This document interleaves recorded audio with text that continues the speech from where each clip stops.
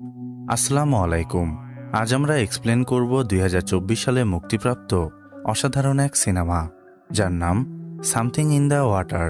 সমুদ্রের মাঝখানে এক দ্বীপে ৫ জন বান্ধবী ঘুরতে যায়, কিন্তু সেই দ্বীপে ঘুরতে গিয়ে তাদের সাথে এমন কিছু ভয়ানক ঘটনা ঘটে যা তাদের জীবনের মোড় ঘুরিয়ে দেয়। কি এমন ঘটেছিল সেই দ্বীপে জানতে হলে দেখতে হবে পুরো গল্প। তাহলে চলুন আর দেরি না করে গল্প শুরু করা যাক। গল্পের শুরুতেই আমরা ম্যাক ও কায়লা নামের দুই মেয়েকে দেখতে পাই, যারা খুবই ঘনিষ্ঠ বান্ধবী ছিল।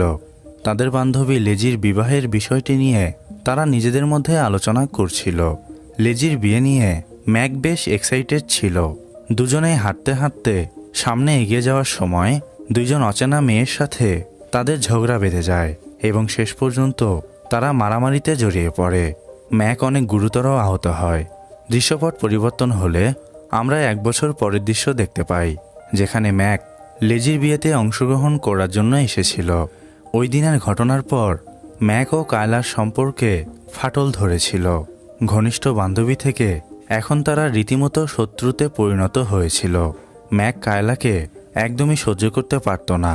যাই হোক, এয়ারপোর্ট থেকে হোটেলে পৌঁছানোর পর লেজি ম্যাককে অভ্যর্থনা জানায় এবং তার বান্ধবী জুলির সঙ্গে ম্যাকের পরিচয় করিয়ে দেয়। এখানে কায়লাও উপস্থিত ছিল, কিন্তু ম্যাক তার সাথে কোনো কথা বলে না। লেজি সবার উদ্দেশ্যে বলে, আমি কাল একটি প্ল্যানিং করেছি। এখান থেকে কিছুটা দূরেই সমুদ্রের মাঝে একটি দ্বীপ রয়েছে। আমরা সেখানে ঘুরতে যাব। আমার বয়ফ্রেন্ড জন, যাকে আমি বিবাহ করতে চলেছি, সে আমাদের জন্য একটি বোট ভাড়া করেছে। আমরা সবাই কালকে অনেক আনন্দ করব। লিজার এসব কথা শুনে তার বান্ধবীরা অনেক এক্সাইটেড হয়ে পড়ে, কারণ এর আগে কখনোই কোনো দ্বীপে তারা ভ্রমণ করতে যায়নি। এরপর দেখা যায় পরের দিন সকালবেলা তারা একটি বোট নিয়ে ওই দ্বীপের উদ্দেশ্যে বেরিয়ে পড়ে। যাওয়ার আগে তাদের বান্ধবী জুলি সবার ফোন একটি ব্যাগের মধ্যে রেখে দেয় এবং সবার উদ্দেশ্যে বলে, আজ কেউ ইন্টারনেট ইউজ করবে না, সকল ধরনের সোশ্যাল মিডিয়া আজ বন্ধ থাকবে। দ্বীপে পৌঁছানোর পর আমরা শুধু প্রাকৃতিক দৃশ্যগুলো উপভোগ করব। জুলির এই আইডিয়া সবার অনেক পছন্দ হয়। সবাই বোট নিয়ে কিছুক্ষণের মধ্যেই সেই দ্বীপে পৌঁছে যায়। দ্বীপে পৌঁছানোর পর লেজি কায়লা ও ম্যাককে বলে, তোমরা নিজেদের মধ্যে এভাবে অভিমান করে থাকলে এই ভ্রমণের মজাটাই নষ্ট হয়ে যাবে। আজকের দিনটা অন্তত একে অপরের সাথে কথা বলো। লেজি কায়লা ও ম্যাককে সব কথা বলে তাদের দুইজনকে একা রেখে বাকি সবাইকে নিয়ে দ্বীপের অন্য পাশে চলে যায়। ম্যাক ও কায়লা চুপচাপ দ্বীপের অন্য পাশে বসে থাকে। কায়লা অনেকক্ষণ ধরে চুপচাপ থাকার পর সে ম্যাকের কাছে ক্ষমা চায়, কারণ সেই দিন দোষটা তারই ছিল। তার জন্যই ম্যাককে অত মার খেতে হয়েছিল। ম্যাক কায়লাকে বলে, ক্ষমা চাওয়ার দরকার নেই, তুমি নিজের ভুল বুঝতে পেরেছ, এটাই যথেষ্ট। আমাদের লেজিকে খোঁজা উচিত। এসব বলে দুজনেই লেজি ও বাকি সবার কাছে চলে আসে। তাদের সঙ্গে সোফিয়া নামের অন্য এক বান্ধবীও ছিল। সবাই মিলে দ্বীপের কিনারায় সমুদ্রে ভাসতে ভাসতে আনন্দ করছিল। ম্যাক ও কায়লাকে একে অপরের সঙ্গে কথা বলতে দেখে লেজি ও সোফিয়া বেশ খুশি হয়, কিন্তু এই আনন্দ বেশিক্ষণ স্থায়ী হয় না। সবাই কিনারায় সাঁতার কাটার সময় সোফিয়ার পা দুটো হাঙর কখন কেটে নিয়ে চলে যায় সেটা সোফিয়া বুঝতেই পারে না। যখন পানির উপরে রক্ত লাল হয়ে যায় তখন সবাই সোফিয়াকে কিনারায় তুলে নিয়ে আসার পর তারা দেখতে পায় সোফিয়ার 2টা পা হাঙর ছিঁড়ে নিয়ে চলে গেছে। সোফিয়ার এমন অবস্থা দেখে সবাই ভয়ে চিৎকার করে ওঠে। সোফিয়া তার নিজের এমন অবস্থা দেখে কান্নায় ভেঙে পড়ে। সবাই সোফিয়ার এমন অবস্থা দেখে হতভম্ব হয়ে যায়। তারা কি করবে কিছুই বুঝে উঠতে পারছিল না। জলদি সোফিয়াকে হাসপাতালে নিতে না পারলে সে মারা যাবে। সবাই তাড়াতাড়ি সোফিয়াকে উঠিয়ে বোট নিয়ে সেই দ্বীপ থেকে বেরিয়ে পড়ে। ম্যাক ব্যাগ থেকে ফোন বের করে সাহায্যের জন্য কল করার চেষ্টা করে, কিন্তু শহর থেকে এই দ্বীপ অনেকটা দূরে হওয়ায় ফোনে নেটওয়ার্ক পাচ্ছিল না। অনেক চেষ্টা করার পরেও তারা ব্যর্থ হয়। সবাই তাড়াতাড়ি শহরের অভ্যন্তরে পৌঁছানোর জন্য বোটের স্পিড বাড়িয়ে দেয়, কিন্তু এর মধ্যেই তারা বিশাল বড় এক বিপদের সম্মুখীন হয়। দেখা যায় বোটের নিচে পাথরের আঘাতে বিশাল বড় এক ছিদ্র হয়ে গেছে এবং মুহূর্তের মধ্যেই বোটের মধ্যে গলগল করে পানি প্রবেশ করতে শুরু করে। যে কোনো সময় বোটটি সমুদ্রের গভীরে তলিয়ে যাবে। এইরকম সিচুয়েশনে তারা কি করবে কিছুই বুঝে উঠতে পারছিল না। একদিকে সোফিয়াকে জলদি হাসপাতালে নিতে না পারলে সে মারা যাবে, অন্যদিকে বোট ডুবে গেলে তাদের সবার জীবন বিপদের মধ্যে পড়ে যাবে। এইরকম অবস্থায় তাদের ব্রেইন কাজ করা সম্পূর্ণভাবে বন্ধ করে দিয়েছিল। সবাই কোনো উপায় না পেয়ে শেষ পর্যন্ত লাইফ জ্যাকেট পরে মাঝ সমুদ্রে ভাসতে থাকে, কারণ বোট সম্পূর্ণভাবে সমুদ্রের গভীরে তলিয়ে গিয়েছিল। মাঝ সমুদ্রে খোলা আকাশের নিচে এভাবে কতক্ষণ তারা সারভাইভ করতে পারবে এটা তারা কেউ জানত না। সবাই বুঝতে পারে সোফিয়াকে বাঁচানো আর সম্ভব নয়, তাই জ্ঞান হারানো সোফিয়ার দেহটাকে সবাই মিলে স্রোতের সাথে ছেড়ে দেয়, কারণ সোফিয়ার রক্তাক্ত শরীরের গন্ধে শার্ক তাদের উপরেও আক্রমণ করতে পারে। সবাই অনেক ইমোশনাল হয়ে পড়েছিল। তাদের জীবনে এরকম ভয়ানক কোনো দিন আসবে এটা তারা কল্পনাও করতে পারেনি। তাদের কাছে খাবার মতো এক বোতল পানিও ছিল না। এভাবে প্রায় 2 থেকে 3 ঘন্টা পানিতে ভেসে থাকার পর কায়লা বলে, আমাদের কিছু একটা করতে হবে। এভাবে চুপচাপ বসে থাকলে চলবে না, যে কোনো সময় শার্ক আমাদের উপরে আক্রমণ করতে পারে। বেঁচে ফিরতে পারবো কি না সেটা জানি না, কিন্তু চেষ্টা তো করতে হবে। কায়লার কথা শুনে সবাই মিলে সিদ্ধান্ত নেয় তাদের মধ্যে একজন সাঁতরে কিনারায় পৌঁছে সেখান থেকে সাহায্য নিয়ে আসবে এবং বাকিরা এখানেই অবস্থান করবে, কারণ লেজি সাঁতার জানত না। তাকে নিয়ে কোনোভাবেই সাঁতরানো সম্ভব নয়।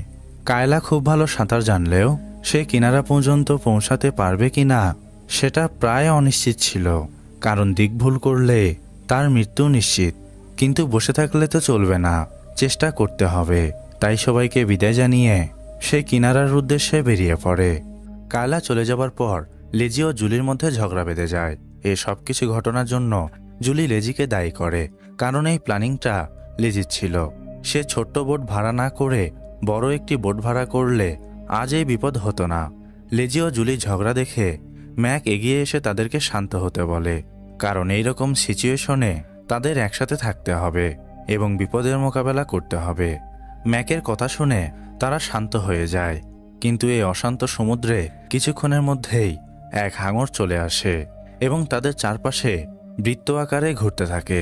লেজি শার্ক দেখে প্রচণ্ড ভয়ে চিৎকার করতে থাকে, কিন্তু জুলির ক্ষতস্থান থেকে রক্ত ঝরতে থাকায় শার্ক ক্রমশই জুলির দিকে এগিয়ে আসছিল।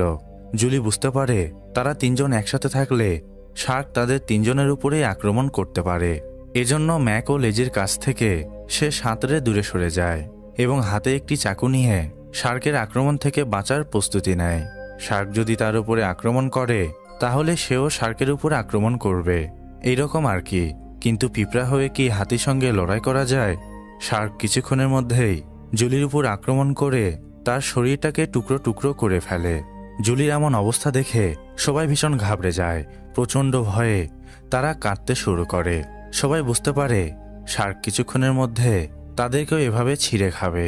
তারা বুঝতে পেরেছিল বেশিক্ষণ তারা বেঁচে থাকতে পারবে না।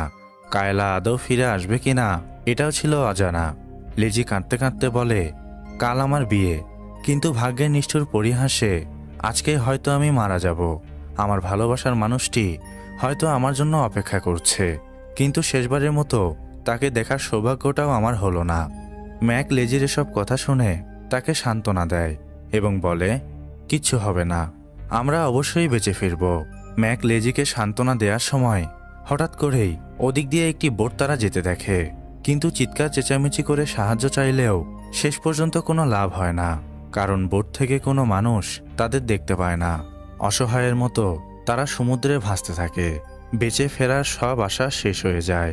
সমুদ্রে ভাসতে ভাসতে 7 ঘন্টারও বেশি সময় পার হয়ে গিয়েছিল।